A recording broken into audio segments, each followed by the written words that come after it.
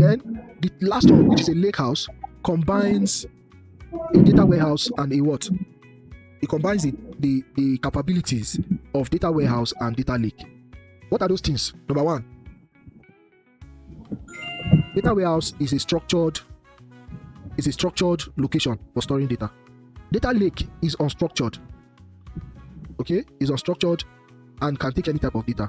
So when you say a lake house now, a lake house means that you can both keep structured and unstructured data in the same location.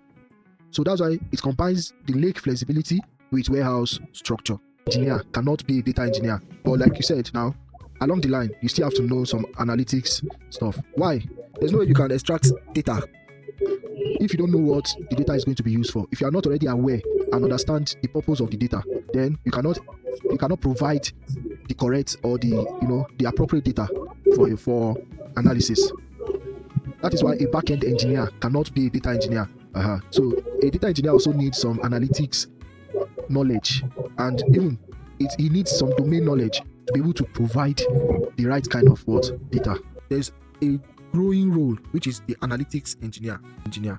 What does he do? You can hear he's a data engineer, half data engineer and half analyst. Let's explain. You see, a data engineer, I said before, is closer to a back-end engineer. You don't really need it, but that means you will struggle with providing quality data for the data analyst. And maybe your previous role, you were a back-end engineer, so you understand data infrastructure, you understand database. So an analytics engineer is the one that will now bridge the gap between you and the analyst. It was by mistake. Amazon is the largest cloud provider in the world. When Amazon picked up in the early 2000s and they started getting orders and online, they are an online e-commerce platform.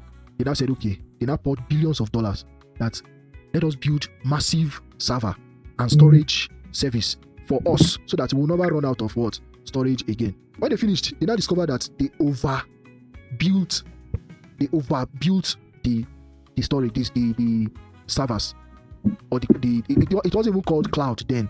Okay, what if we begin to rent this thing to other companies?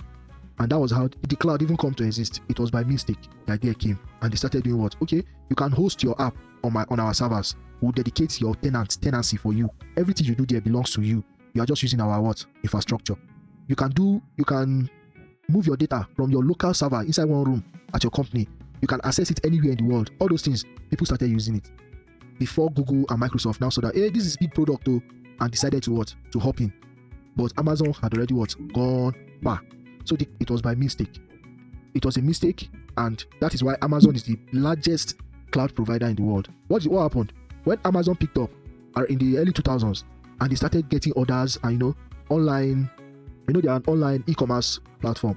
They now said, okay, they now poured billions of dollars that let us build massive server and storage service for us so that we will never run out of storage again. So they spent billions of naira and dollars rather, built the cloud infrastructure so that all our outlets can access data anywhere they are through the internet. Is it possible that why don't we have more data engineers? Why don't we have more data engineers? Number two, based on what I've just explained, is it possible to just become a data engineer without starting from maybe analyst or BI analyst roles? Yes, let's discuss. Okay, I feel it's possible to just start from data engineer without becoming a data analyst. Okay, so I feel it's possible. Along the line of learning the data engineer, you still be taught the tasks of what the data science, data analyst, what you do, but not extensively. Good. Okay, let me give you a hint. That part is before the collect phase. What is that phase? Before you collect your data, what is something that you should do? A data engineer, even a data analyst. Yes? Is it to understand the data, know what the data is about? Well, that would be, I like that you said understand, but not the data. Understanding the problem, right? Understand the problem. Understand the why. Why do you want this to collect this data?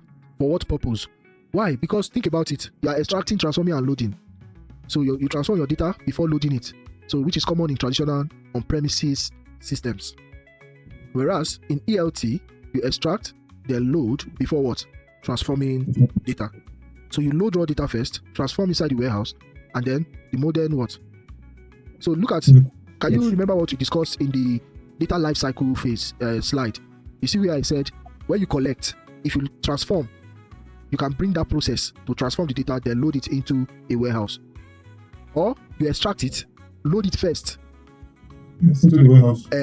then transform it inside that warehouse.